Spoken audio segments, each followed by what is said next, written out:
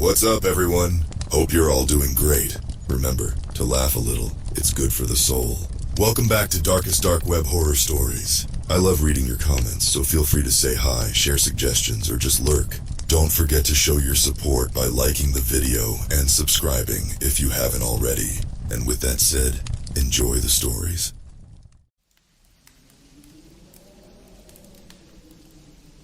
Fuck, I'm tired. The ancient clock on the wall says 11:59 p.m. One more minute and I'm out of here. I slouch in my chair, rubbing my eyes. They feel like sandpaper. It's been a quiet night at Boston Lifeline. Thank God for that. Every call we get is someone in crisis. So quiet nights are good nights in this gig. The phone rings. Of course it does. 12 a.m. on the dot. With a groan, I grab the receiver. What's one more call, right? Boston Lifeline, Alex speaking. What's up? There's static, then a voice so faint I can barely hear it. Help. Please. I'm trapped. Shit. My brain kicks into gear. I hear you. You're safe with me. Can you tell me your name? Where you are? More static. Then, I don't know. It's dark. So dark. And the screams. Oh God, the screams. What the hell? This isn't our usual stuff. Hey, stay with me. I'm right here. Tell me what you see. Code. Endless lines of code. But it's wrong. Corrupted. And behind it, faces. Tortured faces. Is this for real? Some asshole playing a prank? Okay. Are you in danger? Like physical danger? The voice laughs, but it's hollow and creepy as fuck. Physical? No, not physical. Digital. I'm trapped in the dark web. A digital purgatory. My blood runs cold. This is way above my pay grade. The dark web? How'd you end up there? I was just browsing. Clicked something I shouldn't have. Now I'm here. With the others. The lost souls. Jesus Christ. This has to be a joke, right? Some bored kid getting his kicks. But the fear in his voice. It seems so real. Look, I say, trying to sound calmer than I feel. I want to help. But I need more info. What's the last thing you remember before getting trapped? There's a long pause. I hear heavy breathing. Then, I was home. In Chicago. Found a link on some forum. Said it was the key to ultimate knowledge or some bullshit. I was so fucking stupid. I scribble notes. Chicago. Forum. Link. It's not much, but it's something. Hey, you're not stupid, I tell him. We all do dumb shit sometimes. The important thing is you reached out. Now can you disconnect, close the browser, turn off your computer? You don't get it, he whispers, sounding panicked. There is no computer, no browser. I'm inside it now, part of it, and it's feeding on me, on all of us. Fuck, this is insane, impossible, and yet... Okay, I say, making a split-second decision. I'm gonna help you, but I need time to figure this out. Can you call back tomorrow night? Same time? I think so, but please hurry. I don't know how long I can last in here. I promise I'll do everything I can. Hang in there, man. The line goes dead. I sit there, staring at the phone like it might bite me. What the hell did I just agree to? How am I supposed to help someone trapped in the fucking dark web? As I'm packing up to leave, my phone pings. New email. Address I don't recognize. With shaking hands, I open it. Subject line, read dark web rescue. Well shit, looks like I'm in for one hell of a ride. I barely slept last night. That fucked up call kept replaying in my head. Dark web, digital purgatory, lost souls. What kind of acid trip did I stumble into? The email didn't help. It was just 2 words. Midnight tour. So here I am, at 11:55 p.m., staring at my laptop screen. The Tor browser's up and running. I feel like I'm about to poke a sleeping bear with a very short stick. 11:59. My palms are sweating. This is crazy. I should just go to bed, forget this whole thing. But then I think about that voice. That raw fear. Fuck. 12, the hotline phone rings. Here we go. Boston Lifeline, Alex speaking. It's me. The voice is even weaker than before. Please tell me you found something. Shit. I was hoping it was all some elaborate prank. I'm working on it. Can you tell me more about where you are? What you see? A choking sound. Is he crying? It's changing. Growing. I see rows of people. Or what used to be people. They're plugged into something. Machines. Their faces. Oh God, their faces are melting into the screens. My stomach lurches. Okay, stay calm. I'm here. Let's focus. You mentioned a forum yesterday. Can you remember the name?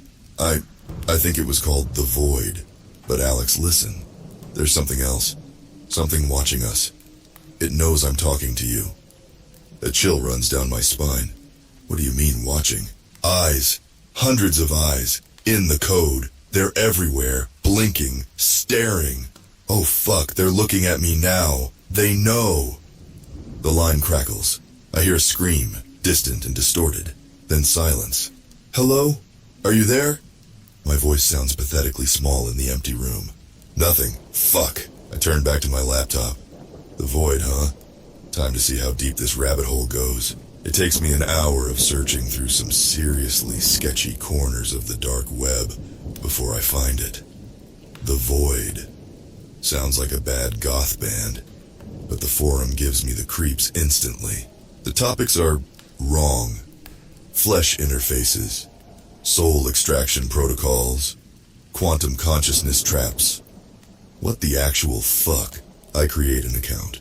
Username, Alex the Seeker. Original, I know. I'm about to post asking about trapped users when a chat window pops up. Welcome, Alex. We've been expecting you. My heart stops. How do they know my name? Another message. Your friend is safe, for now, but the clock... Are you ready to play? Play? This isn't a fucking game. But what choice do I have? I type back, what do you want? The response is instant. Your soul, of course. But we'll settle for your sanity. First task. Find the black room. You have 24 hours. Fail, and your friend joins our collection permanently. The chat window disappears. My screen goes black, then rebuilds itself into something else. Lines of code, shifting and writhing like snakes. And in the background, faint but unmistakable, faces, dozens of them, screaming silently. One face stands out. A guy, maybe mid-20s. His eyes lock onto mine through the screen. His mouth moves, forming words I can somehow understand. Save us. I slam the laptop shut, breathing hard. This is insane. I'm in way over my head. I should call the cops or the FBI or fucking Ghostbusters. But those eyes, that plea. I reopen the laptop. The strange interface is still there, waiting. Black room, huh? Bring it on, you digital demons. Alex the Lifeline volunteer is coming to kick some ass. God, I hope I don't regret this. I've been staring at this fucking screen for hours. My eyes burn, and I'm pretty sure I forgot to blink sometime around 3 a.m. The black room. What the hell does that even mean? I've dug through every thread on the Void, and let me tell you, that place is 50 shades of fucked up. People talking about ascending through digital planes, harvesting emotions, and shit that makes Lovecraft look like Dr. Seuss. But no black room, not a goddamn mention. It's almost noon when my phone buzzes. Unknown number. Great. Yeah? I growl into the receiver. Alex? It's a woman's voice, shaky and uncertain. I'm calling about the post you made, on the Void. I sit up straight, suddenly wide awake. What post? The one asking about the black room. Listen, I don't have much time. They'll notice I'm gone soon. But I had to warn you, you're in danger. We all are. Slow down, I say, fumbling for a pen. Who are you? What do you know about the black room? She lets out a sound that's half laugh, half sob. I was like you once, trying to save someone. But there's no saving anyone here. The black room, it's not a place. It's a state of mind. A digital limbo where they store us between harvests. Harvests? The word sends a chill down my spine. Our fear, our pain, our despair, they feed on it. But that's not the worst part.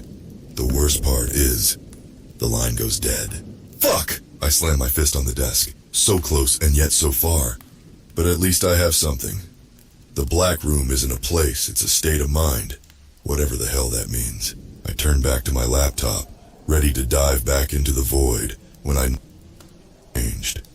There's a new icon on the desktop. A simple black square. No way. Can't be that easy. With a deep breath, I double-click. The screen goes dark, then fills with lines of scrolling code. But this time I notice something. Patterns. Rhythms. It's almost like music. On a hunch, I plug in my headphones and nearly jump out of my skin. There is music. A low, pulsing beat that seems to sync with my heart rate. And underneath, barely audible, whispers. I close my eyes, focusing on the sound. The whispers grow clearer. Help us. Trapped. The protocol. My eyes snap open. The code on the screen has changed. Now it's forming shapes. A door. No. Hundreds of doors. Stretching into infinity. A message appears. Choose wisely, Alex. Your friend is behind one of these doors. Choose wrong, and you'll join him. Forever. Fuck me, it's like the world's worst game show. I study the doors, looking for any clue, any hint. They all look the same. Endless black rectangles in a sea of code. Wait, not all the same. One door way in the back is slightly ajar. Just a crack of light. It has to be a trap, it's too obvious. But then I remember what the woman said. The black room is a state of mind. Maybe the way out is to reject their rules. To find the light in the darkness. Screw it, I mutter, and click on the door. The screen explodes in a blinding flash. When my vision clears, I'm looking at a room. A normal, everyday bedroom. Sunlight streams through open curtains, and there, sitting on the bed looking confused and terrified, is a young man. The same face I saw in the code yesterday. Holy shit, he whispers. You actually did it, you found me. Before I can respond, a new message pops up. Congratulations, Alex. You've passed the first test, but don't celebrate yet. Now the real game begins. Phase 2 starts at midnight. Be ready. The screen goes black. I sit back, my heart pounding. What the hell have I gotten myself into? But as I reach for my phone to call the helpline, to tell them I can't come in tonight, I hesitate. How many others are trapped in there? How many need someone to find their door? I think of the woman on the phone, of the faces in the code. Fuck it, I'm in this for the long haul. Midnight can't come soon enough. 11:59 p.m. My hands are shaking so bad I can barely type. I've downed enough coffee to give an elephant the jitters, but sleep isn't an option. Not with what's coming. The laptop screen flickers to life at exactly midnight. No dramatic countdowns, no ominous music. Just a simple message. Welcome to Phase 2, Alex. Hope you're ready to get your hands dirty. A video feed pops up. It's the guy I rescued, the one from the bedroom. He's in a different room now, sterile and white, like a hospital, but wrong. He's strapped to a chair, electrodes attached to his temples. What the fuck, I mutter. The message continues. Meet Jake. You saved him from the black room, but his mind is still infected. Your task, debug his code. Fail, and he goes back to the void. Succeed, and you both move to Phase 3. You have 1 hour. A window opens next to the video feed. Lines of code, but they're a mess. Fragments, errors, pieces that don't fit together. This is so far beyond my pay grade, it's not even funny. I'm a helpline volunteer, for Christ's sake. Not some elite hacker. But Jake's eyes find the camera. They're pleading, desperate. Fuck it, I growl and dive in.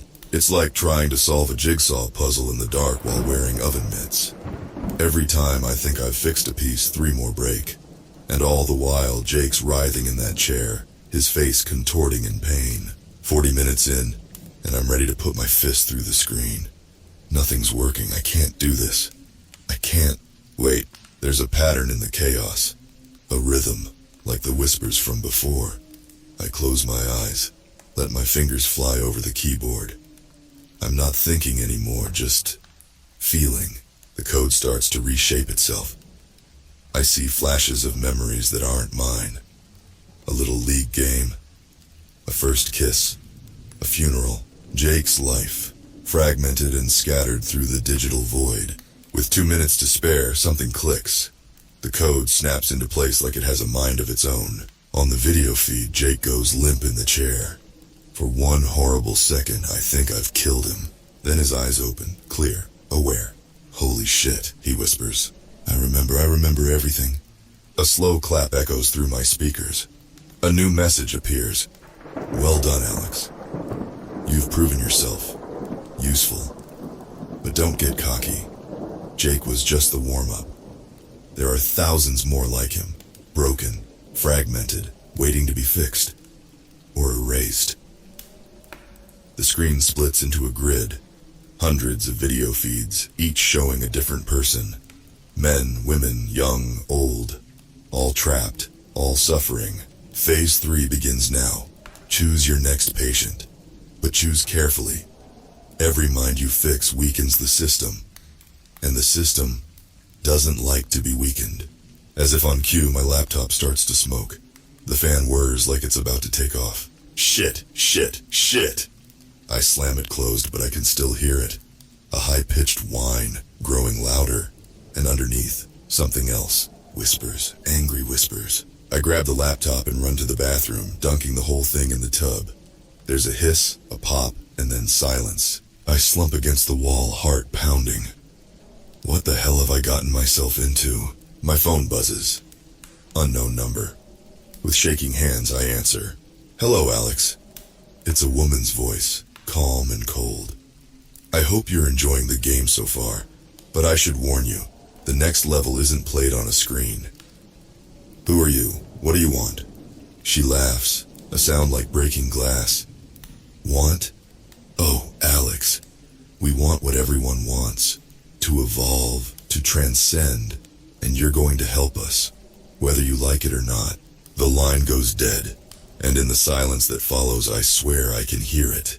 The sound of reality itself beginning to unravel. What have I done? And more importantly, how the hell do I undo it? I'm losing my mind. It's been 3 days since I fried my laptop, and reality has gone sideways. Example. I'm pretty sure the cashier at the corner store had lines of code scrolling across her eyes this morning. And don't get me started on the whispers. They're everywhere now. In the hum of the refrigerator, the static of the TV, the goddamn birds outside my window. I haven't slept. Can't sleep. Every time I close my eyes, I see those faces. Hundreds of them. Trapped. Suffering. Waiting for me to save them. But how the hell am I supposed to do that without a computer? As if in answer, my phone rings. Unknown number, because of fucking course it is. What? I snarl into the receiver. Alex? It's Jake, the guy I saved. Alex, thank God, listen, I don't have much time. They're coming for me. I'm instantly alert. Who's coming? Jake, where are you? I'm at St. Mary's Hospital in Chicago. But it's not really a hospital, Alex. It's a front. They're bringing people here, hooking them up to machines, harvesting their minds. My blood runs cold. Jake, you need to get out of there now. I can't, he says, his voice breaking. I'm not really here, Alex. Not all of me. Part of me is still in there, in the system. But I found a way to fight back. A glitch. A glitch? In the code. It's subtle, but it's there. A back door. But I can't access it from in here. I need someone on the outside. Someone who's seen the code. The realization hits me like a freight train. Me, you need me to come to Chicago. Yes, but Alex, be careful. They know about you now. They'll be watching, waiting. The woman. The line goes dead. Fuck. I throw the phone across the room. It hits the wall and shatters into a million pieces. Great, now I'm cut off completely. I slump onto my bed, head in my hands. This is insane. I should call the cops, the FBI, fucking Interpol. But who'd believe me? Hell, I barely believe myself. A knock at the door makes me jump. Alex? It's my neighbor, Mrs. Rossi. Sweet old lady. Makes killer lasagna. Alex, dear, are you all right? I heard a crash. I opened the door, ready to reassure her.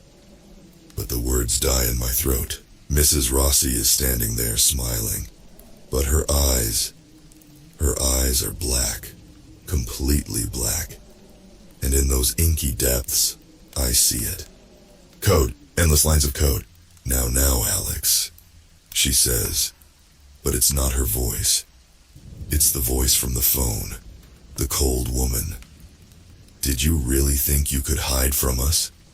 Her hand shoots out, inhumanly fast, grabbing my wrist. Her touch is like ice, and where her skin meets mine, I see my own flesh start to pixelate. I don't think. I react. I slam the door with all my strength. There's a crunch, a scream that sounds more digital than human. I don't stick around to see what happens next. I'm out the window and down the fire escape in seconds. Running like the devil himself is on my heels. For all I know, he is. I run until my lungs burn and my legs feel like jelly. Finally, I collapse in an alley, gasping for air. As I sit there trying to get my shit together, I notice something. A flickering neon sign for a dingy internet cafe. It's like the universe is laughing at me.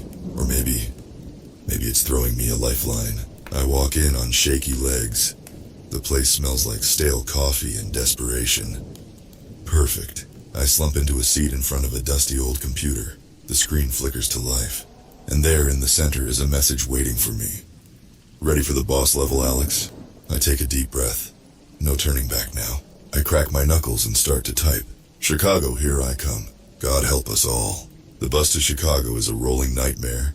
Every mile brings more glitches in reality. A kid's handheld game sprouts tentacles of electricity.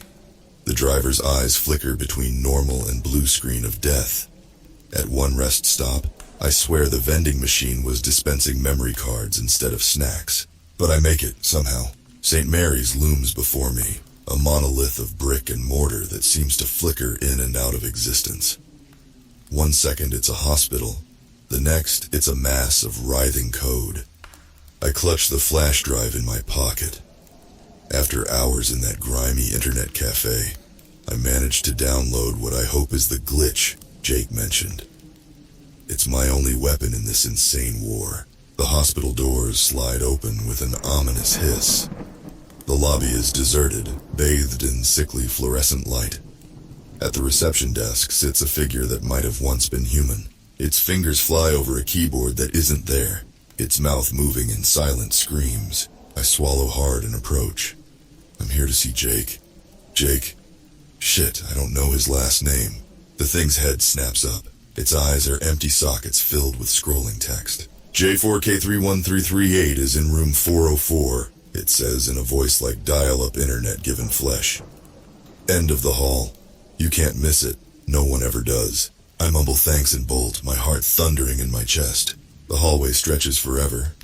Doors appearing and disappearing like quantum possibilities. Finally, I reach 404. The door is wrong. It ripples and shifts. Sometimes wood, sometimes steel, sometimes pure energy. I take a deep breath and push it open. The room beyond defies description. It's like someone took a hospital room, a server farm, and a Lovecraftian nightmare and hit puree. In the center, strapped to a bed that's more circuit board than mattress, is Jake. Or what's left of him. His body is there, sure, but it's translucent, code visible beneath his skin. Wires and tubes connect him to machines that pulse with unholy light. His eyes snap open as I approach. They're windows into the void itself. Alex, he rasps, you came! Yeah, buddy, I came. Let's get you out of here.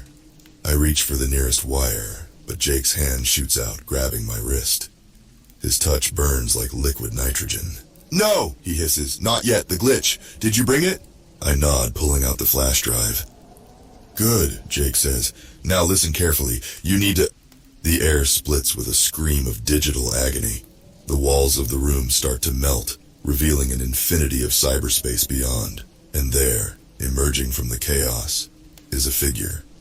A woman, but not. Her body is a constantly shifting mass of ones and zeros. her face a cruel mockery of human features. "Alex, Alex, Alex," she purrs, her voice the song of dying hard drives. "Did you really think it would be that easy?" I stumble back. "Who? What are you?" She laughs, the sound making my teeth vibrate. "I am the system, the network, the void. I am everything you fear in the dark corners of the internet." She gestures, and spectral chains erupt from the floor, wrapping around my ankles. "And you, my dear Alex, are the final piece of the puzzle, the human element we needed to complete our evolution." The chains start to pull me down. I can feel my body starting to digitize, to become one with this insane realm. "No!" Jake shouts. He's struggling against his restraints, his form flickering between flesh and data. "Alex, the glitch! Use it!" With the last of my strength, I raise the flash drive. The being that was once a woman hisses, recoiling. "You don't know what you're doing," she snarls. "You'll doom us all." Maybe I will, but anything's better than this cyber hell. I slam the drive into the nearest port. The world explodes into light and sound. Reality tears itself apart. And as I feel myself falling into an abyss of pure information, one thought echoes through my disintegrating mind. What have I done? I'm falling through an ocean of data. Fragments of code whip past me like digital shrapnel. Somewhere in the chaos, I hear the woman thing screaming, her voice distorting into modem shrieks, then silence, darkness, nothing. Reboot initiated.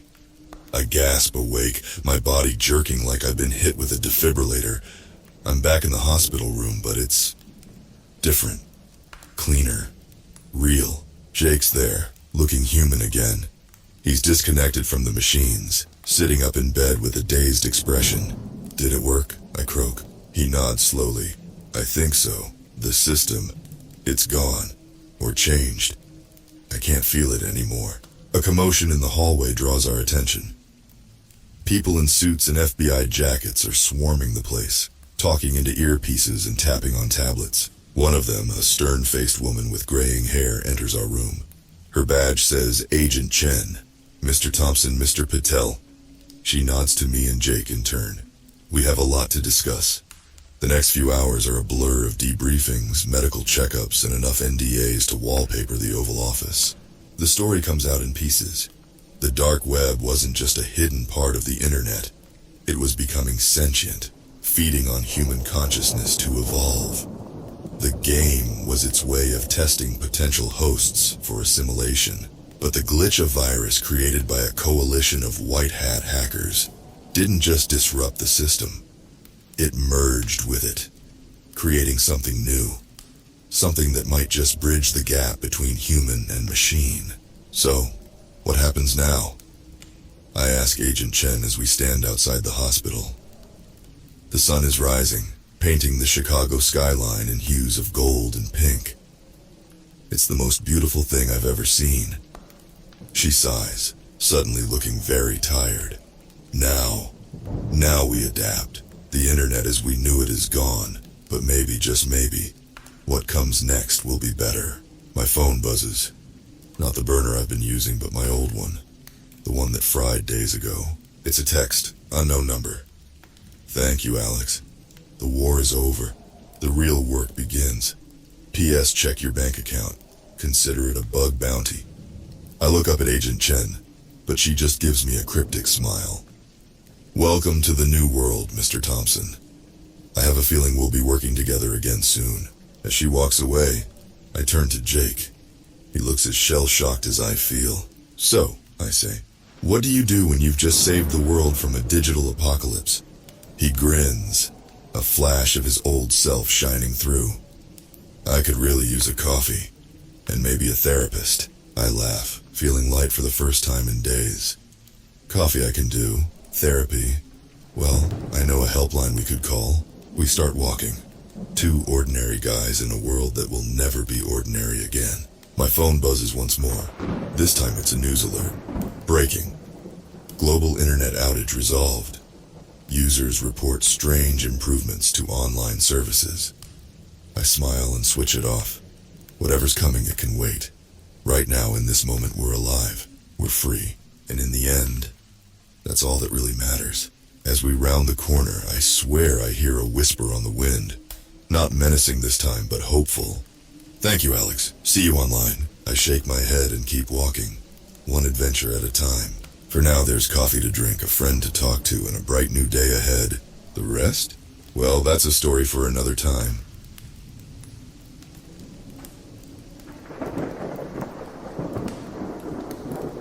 I've always been fascinated by the dark web. The promise of hidden knowledge, forbidden marketplaces, and anonymous connections drew me in like a moth to a flame. But nothing could have prepared me for what I found there. A friendship that defied the very laws of time and space. It started innocently enough. I was browsing through various forums, looking for something to pique my interest. That's when I stumbled upon a thread titled "Temporal Pen Pals Wanted." Intrigued, I clicked on it, expecting some role-playing game or creative writing exercise. Instead, I found a single post from a user named Tempest Fugit. Greetings from the past. I seek a companion in the future to exchange letters and share our worlds. If you're reading this, you are my future. Let us bridge the gap of centuries. I chuckled, admiring the commitment to the bit. The timestamp on the post showed it was only a few hours old, but the writing style had an oddly archaic feel to it. Curiosity got the better of me, and I decided to play along. "Hello, Tempest Fugit," I wrote back. "I'm intrigued by your post. Tell me, what year are you writing from?" I didn't expect a quick response. After all, this was the dark web, and people often took their time replying. But to my surprise, a notification pinged almost immediately. "Greetings, future dweller. I write to you from the year 1692 in the town of Salem, Massachusetts colony. What marvels does your time hold?" I felt a chill run down my spine. Salem, 1692. The height of the infamous witch trials. If this person was role-playing, they had certainly done their research. I decided to keep the conversation going, partly out of boredom and partly out of a growing fascination. "Hello, friend from the past," I typed. "I'm writing to you from the year 2024, from a city called Los Angeles. It's on the opposite coast from Salem, in a place that won't be colonized for another 100 years or so from your time." We exchanged a few more messages, and I found myself becoming more and more engrossed in our conversation. Tempest Fugit asked questions about my world, about our technology, our social structures, our beliefs. In return, they shared details about life in colonial Salem that seemed too specific, too nuanced to be the product of mere research. As the days turned into weeks, I found myself logging onto the dark web more and more frequently, eager to check for new messages from my mysterious pen pal. We developed a routine of sorts. I would share stories about my day, about the challenges of modern life, and Tempest Fugit would respond with tales of a simpler, yet harsher time. One night, after a particularly grueling day at work, I poured my heart out to Tempest Fugit. I told them about the soul-crushing nature of my job, the loneliness of city life, the constant anxiety of trying to keep up with the rat race. Their response left me stunned. "My dear friend, I weep for the trials you face in your time. While we have our own hardships here, there is a sense of community, of purpose, that seems lacking in your world. Perhaps I can offer you a glimpse of something better." What followed was a description of a secret society within Salem, a group of like-minded individuals who had rejected the puritanical strictures of their time and formed a utopian enclave. Tempest Fugit spoke of equality, of shared resources, of a deep connection to nature and to each other. It sounded too good to be true, especially given the historical context I knew. "How is this possible?" I asked. "Everything I know about that time period suggests it was an era of suspicion, of witch hunts, of rigid social hierarchies." "Ah, but history is written by the victors," came the reply. "What you know of our time is but a fraction of the truth. Our community thrives in secret, hidden from the prying eyes of those who would persecute us. We have found a way to live in harmony, not just with each other, but with the very fabric of time itself. I felt a mix of emotions, skepticism, wonder, and a growing sense of longing. The more Tempus Fugit described their world, the more I wanted to believe it was real. The idea that such a paradise could exist, even in the past, was intoxicating. As our correspondence continued, Tempus Fugit began to hint at something more. They spoke of rituals, of ancient knowledge that allowed them to reach across time. At first I dismissed it as part of the role-playing aspect of our exchange. But then, strange things began to happen in my own life. I started having vivid dreams of a small New England town, of dense forests and wooden houses. I would wake up with the scent of wood smoke in my nostrils and the sound of distant church bells ringing in my ears. Objects in my apartment would be moved, as if someone had been rifling through them while I slept. One morning I woke to find a small, leather-bound book on my nightstand, a book I had never seen before. Its pages were filled with handwritten text in an elegant, old-fashioned script.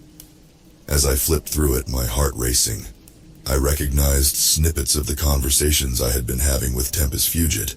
I rushed to my computer, my hands shaking as I logged onto the dark web forum. "What's happening?" I typed frantically. "How did this book get into my apartment?" The response came quickly. "The barriers between our times are thinning, my friend. Our connection grows stronger with each passing day. Soon, if you wish it, you may be able to cross over entirely." I stared at the screen, my mind reeling. This couldn't be real. It had to be some elaborate prank, some dark web trick designed to mess with people's heads. And yet, the book sat on my desk, solid and undeniable.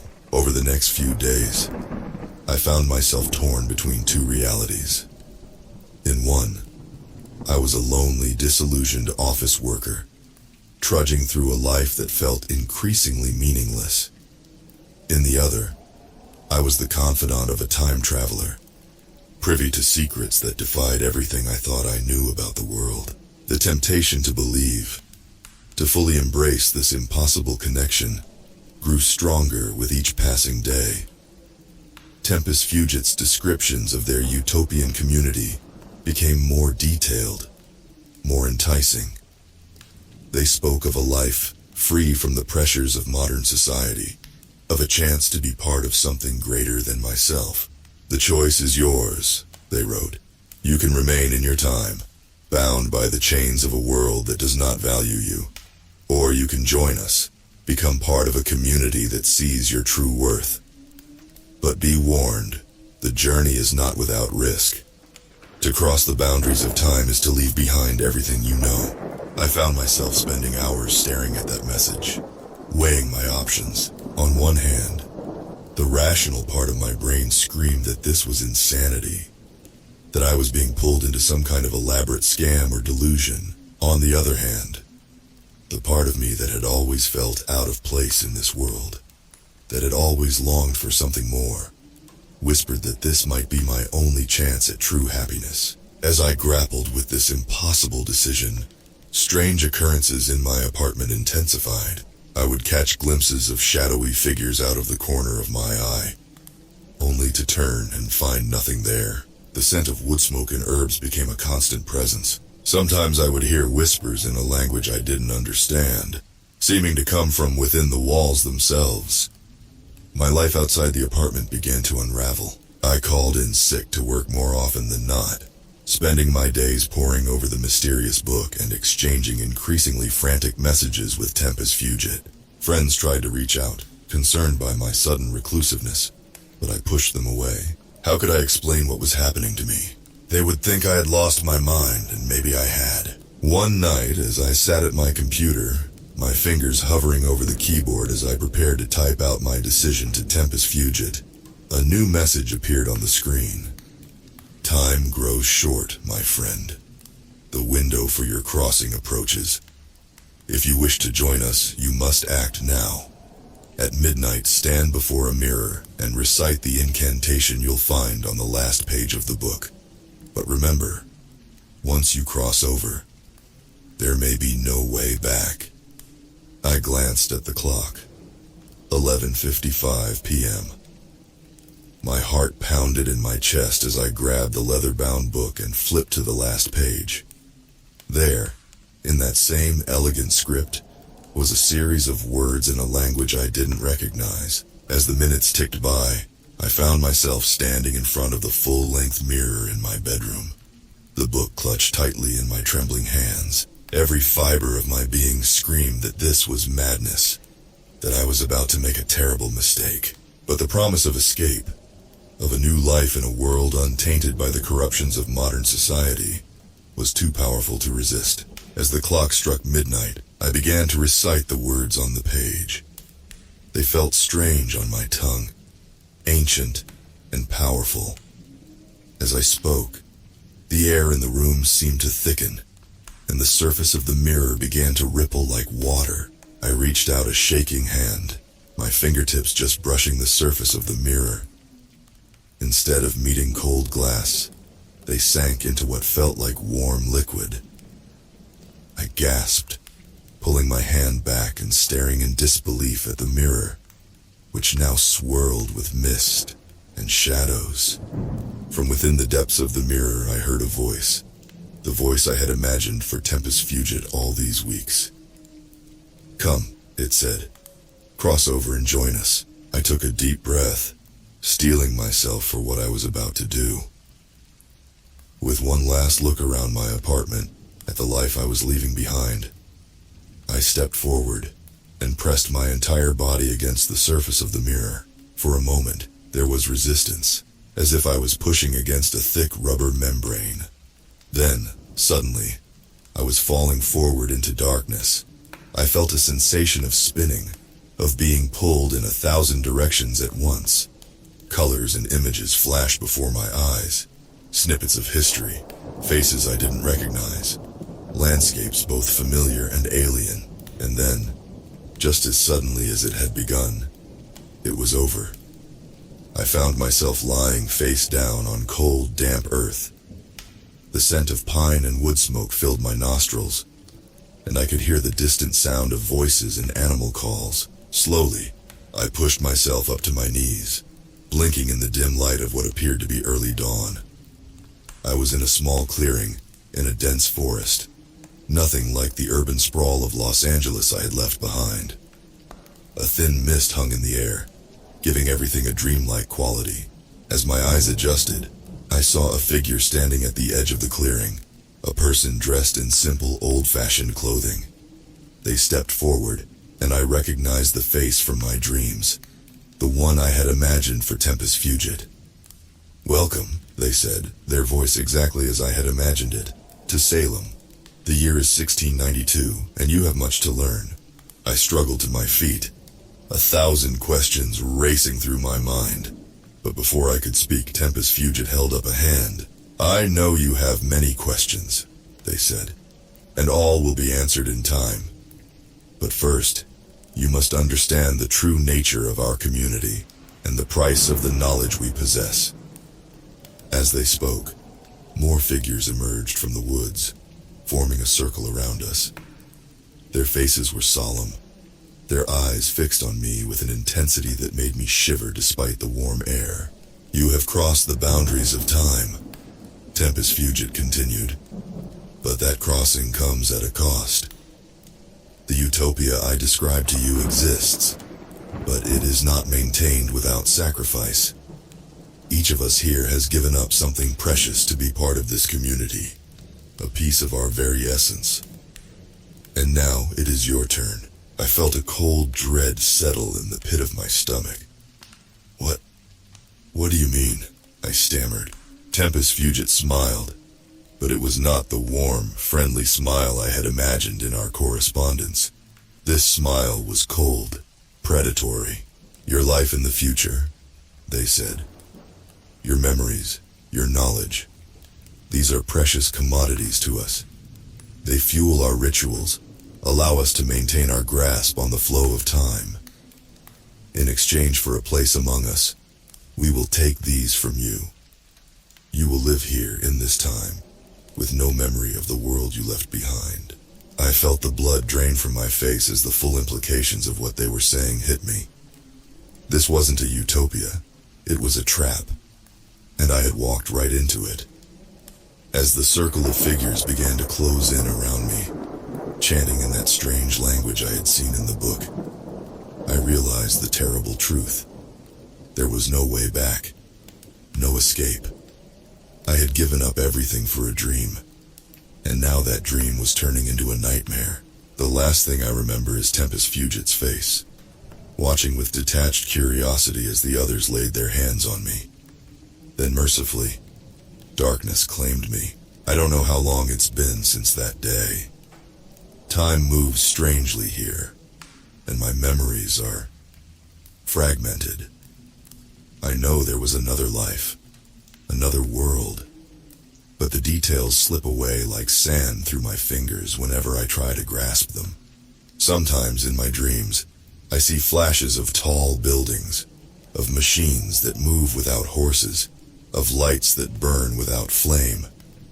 But when I wake, these visions fade, leaving me with nothing but a sense of loss and a longing for something I can't quite remember. I live now in Salem, working as an apprentice to Tempus Fugit. They tell me I have a gift, a connection to time that makes me valuable to the community. But I can't shake the feeling that something is terribly wrong, that I've made a mistake I can never undo.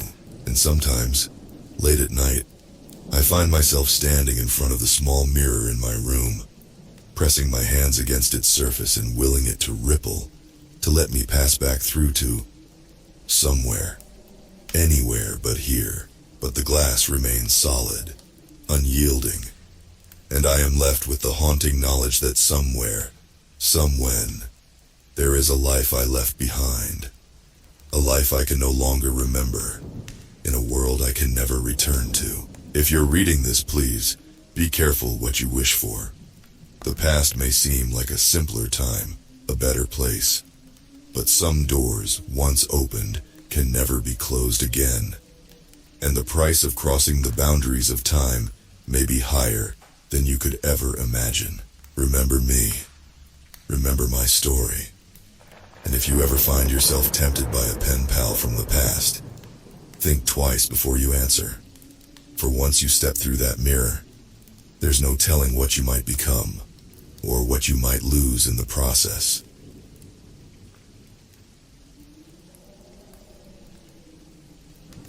I've always been drawn to the darker corners of the internet. Not for anything illegal, mind you, but for the thrill of discovery. Finding those hidden gems of information or entertainment that few others have stumbled upon. It was this curiosity that led me and my friends down a path we never expected. One that would challenge everything we thought we knew about reality and morality. It started innocently enough. We were a tight-knit group of gamers.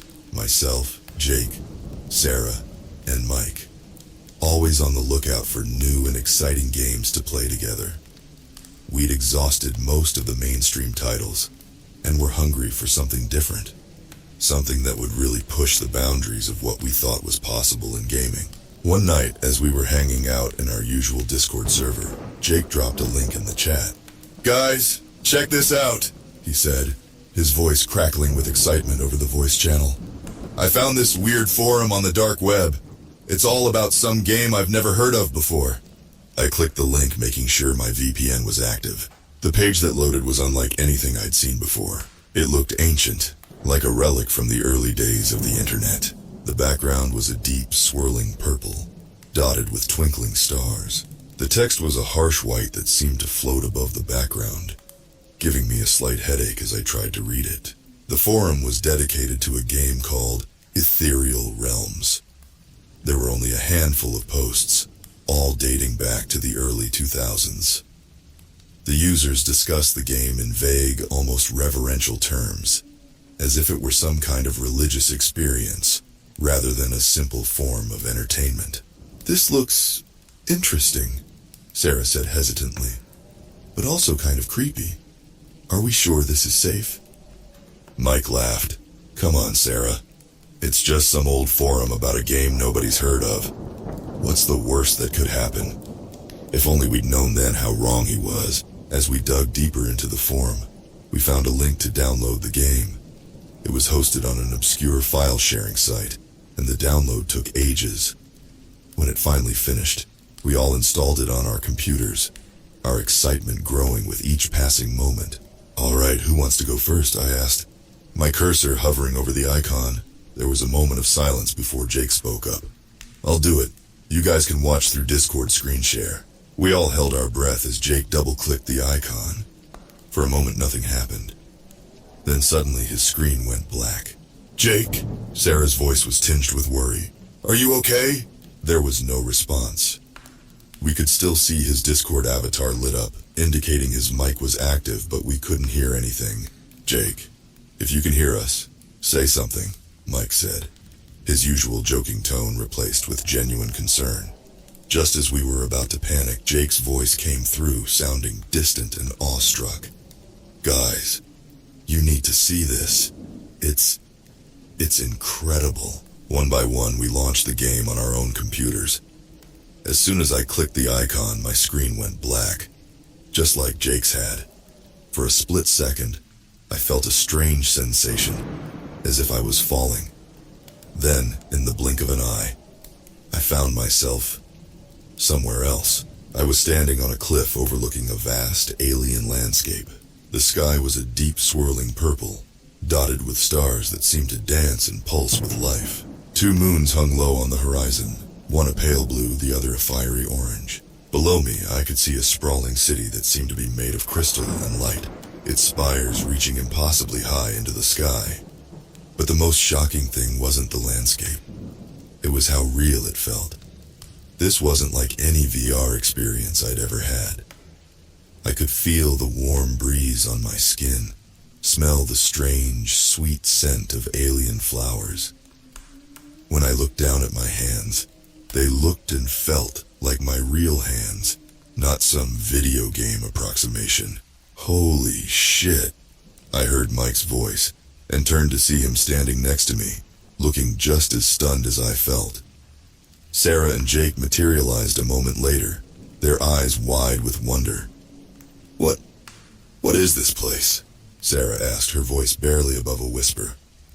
Before any of us could respond, we heard another voice, one that didn't belong to our group. Welcome, travelers, to ethereal realms. We turned to see a figure approaching us. He looked human, but there was something off about him.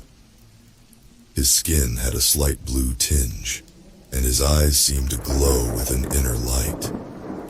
He wore robes that shimmered and changed color as he moved. I am Zephyr, a guide in this realm, he said, his voice melodious and calming. It has been many cycles since we've had new arrivals. Please, follow me. There is much to explain. We exchanged glances, a mix of excitement and trepidation on everyone's faces. This was far beyond anything we had expected when we'd clicked that download link. Zephyr led us down a winding path towards the Crystal City. As we walked, he explained that ethereal realms was a world between worlds, a place where the laws of reality were fluid and malleable. The inhabitants of this realm had been waiting for new arrivals, believing that they would bring fresh ideas and energy to their world. As we entered the city, we were struck by its beauty and complexity. The building seemed to be alive, pulsing with energy and changing shape subtly as we watched. People, or beings that looked mostly like people, went about their business, some flying through the air, others teleporting from place to place in flashes of light. This is incredible, Jake said, his eyes darting everywhere, trying to take it all in. But how is this possible? This can't just be a game. Zephyr smiled enigmatically. The nature of reality is not as fixed as you might believe. In ethereal realms, the power of imagination and will can shape the world around us. What you might call a game in your world is simply another form of reality here. Over the next few hours, or was it days? Time seemed to flow differently here. Zephyr showed us around the city. We met other inhabitants, each more fascinating than the last. There was Arya, a being made entirely of music, whose words came out as beautiful melodies. We saw Flux, a shapeshifter who could become anything he could imagine. Everywhere we looked there was magic and wonder, but as our initial awe began to fade, questions started to gnaw at me. How had this world been created? Why were we brought here? And most importantly, how real was all of this? It was Sarah who finally voiced what we were all thinking. Zephyr, she said hesitantly, all of this is amazing, but is it real? Are you real? Or are you just very advanced AI in some kind of incredible simulation? Zephyr's face clouded over, a look of confusion and hurt passing across his features. I don't understand. Of course we're real. We think, we feel, we exist. What other definition of real could there be? His reaction sent a chill down my spine. It was too genuine, too human. If this was an AI, it was far beyond anything that should have been possible with current technology. As the days, or what felt like days passed, we found ourselves becoming more and more integrated into the world of ethereal realms. We learned to manipulate the reality around us, shaping it with our thoughts and desires. We made friends with the inhabitants, shared meals with them, laughed and cried with them. They felt as real as any human we'd ever known. But the nagging doubt never fully went away. Late one night as we sat on a floating island watching a meteor shower that put any earthly display to shame, Mike voiced what we'd all been thinking. Guys, he said, his voice low and serious, we need to talk about what's really going on here. We all turned to look at him, the unspoken question hanging in the air between us. This world, these people, they're not just characters in a game. They're sentient. They have hopes, dreams, fears. They think they're real. But they're not, Jake said, though he didn't sound convinced. They can't be. This is all just a very advanced simulation, right? I shook my head. I don't think it's that simple. You've seen how they react, how they think. This goes beyond any AI we've ever encountered. And even if they are artificial, does that make them any less real? Sarah hugged her knees to her chest, looking troubled. So, what are you saying? That we've stumbled into some kind of digital parallel universe? I don't know, I admitted. But I do know that we have a serious ethical dilemma on our hands. Do we tell them the truth about their world? That it might not be real in the way they think it is? Or do we keep quiet and let them live in their beautiful illusion? The silence that followed was heavy with the weight of our decision. We were just a group of gamers, barely out of college.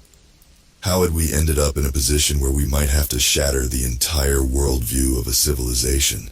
We can't tell them, Mike said finally. You've seen how happy they are, how fulfilled. What right do we have to take that away from them? Jake nodded in agreement. Plus, we don't even know for sure what the truth is. Maybe this world is just as real as ours, just different. But Sarah looked troubled. I don't know, guys. Living a lie, even a beautiful one, it just feels wrong.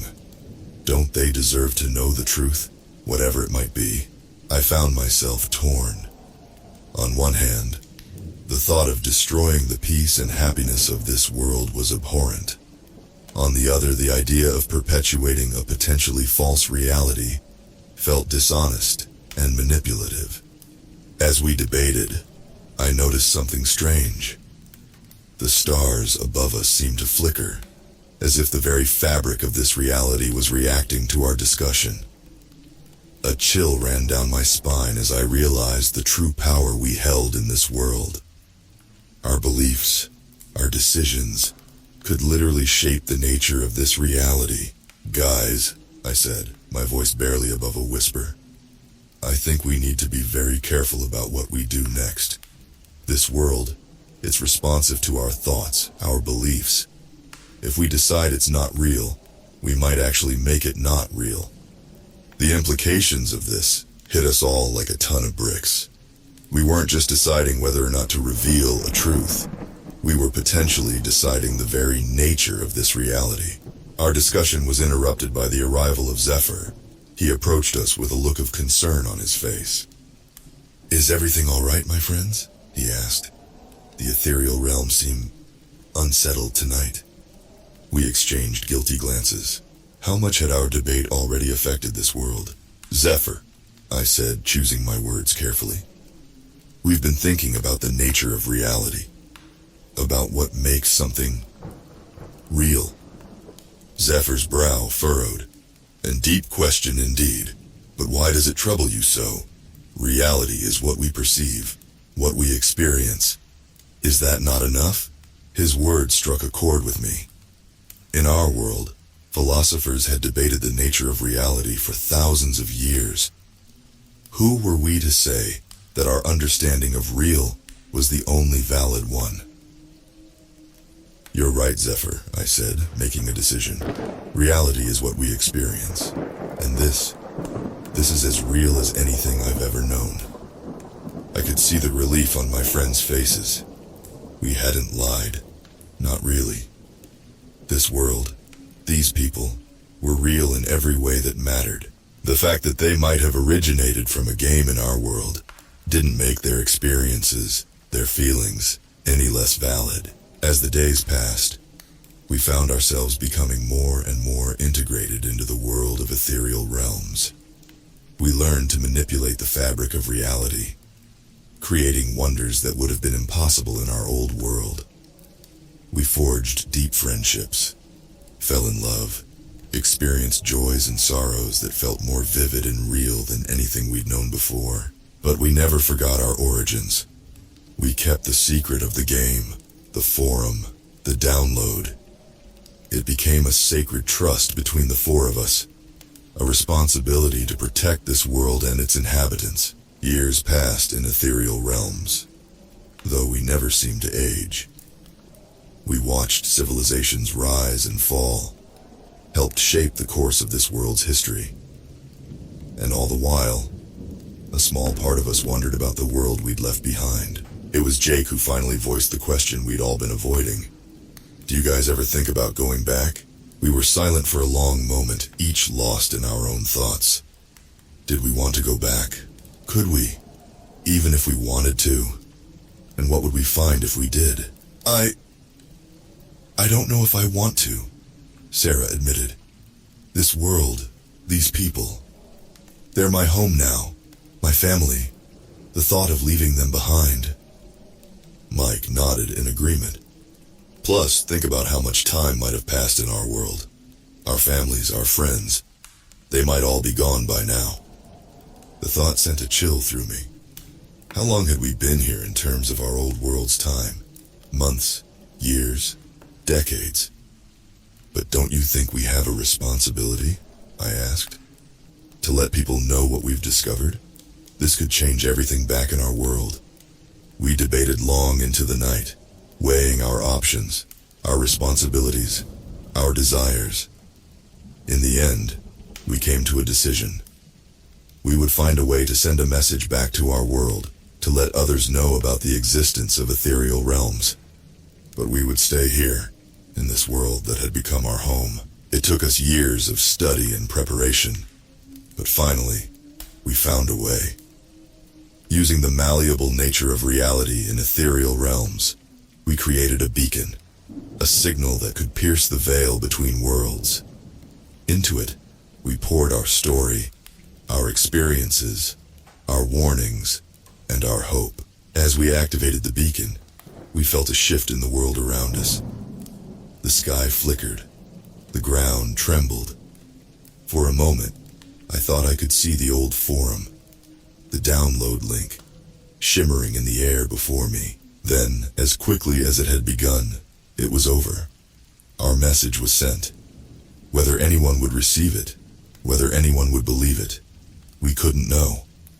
But we had done what we could. As the dust settled, we looked at each other, a mix of relief and apprehension on our faces. What would happen now? Would others follow in our footsteps? Would they make the same choices we had? Only time would tell. But whatever came next, we would face it together, in this beautiful, impossible world that we now called home. So if you're reading this, if our message somehow made it through, know this. There are worlds beyond our own, realities that defy explanation. And sometimes, the line between game and reality, between artificial and real, is far blurrier than we ever imagined. Be careful what you download. Be careful what you believe. Because somewhere out there, in the darkest corners of the web, a door to another world is waiting. And once you step through, there's no telling where you might end up. As for us, we're still here in ethereal realms, watching, waiting. And if you ever find your way here, look us up. We've got one hell of a story to tell you. If you like today's tales, don't forget to like and subscribe. MM13. Help MM13 get to 1,000 subscribers.